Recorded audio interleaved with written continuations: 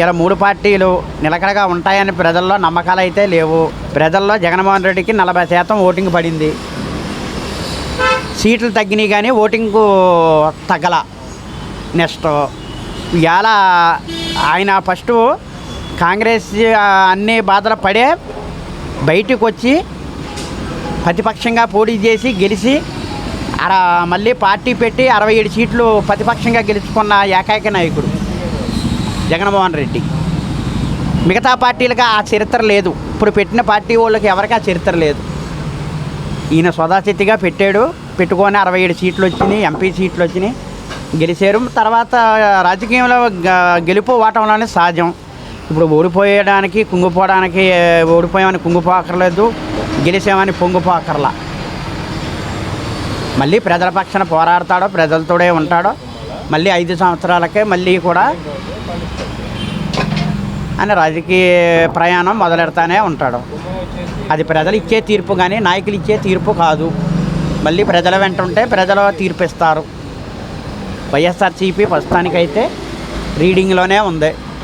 ఇలా ఇప్పుడు ప్రభుత్వం నిన్న ఎక్కి ఇంకా ఎన్నో రోజులు అవలా. ఇలా చేసిన వైఫల్యాలు కానీ ఇలా చేసే ప్రజా పరిపాలన కానీ ఇవన్నీ బాగుంటే పట్టం కడితే మళ్ళీ వీళ్ళకే కట్టచ్చు. ఇలా చేసే తప్పుల వల్లే మళ్ళీ ఆయనకు పట్టం కడతారు. ప్రజల్లోని వ్యతిరేకత రాకూడదు. ఇలా ప్రజల్లో వ్యతిరేకత ఇలా తెచ్చుకుంటే మళ్ళీ జగన్మోహన్ రెడ్డే వస్తాడు. ఇలా ప్రజల మనసులు గెలిస్తే మళ్ళీ ఇలా వస్తారు.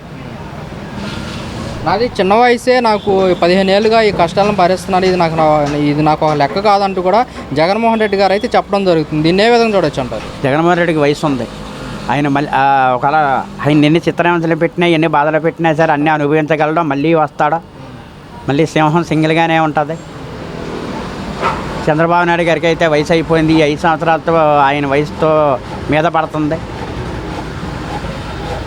నెక్స్ట్ లోకేష్ గారిని లైన్లో పెడుతున్నారు. తర్వాత పవన్ కళ్యాణ్ గారికి వయసు ఉంది, జగన్మోహన్ రెడ్డి గారికి వయసు ఉంది, చంద్రబాబు నాయుడికి వయసు అయిపోతుంది. ఎందుకంటే కుర్రోడే కదా, ముసలివాడిని పరిగెత్తమనలేం కదా.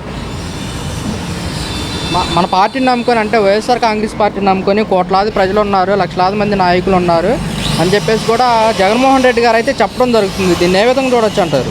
ప్రజలు అనేవాళ్ళు ఒక నాయకుడిని ఎప్పుడూ కూడాను వాళ్ళ మనసులోని వాళ్ళ గుండెల్లోనే ఎప్పుడూ ఉంటుంది.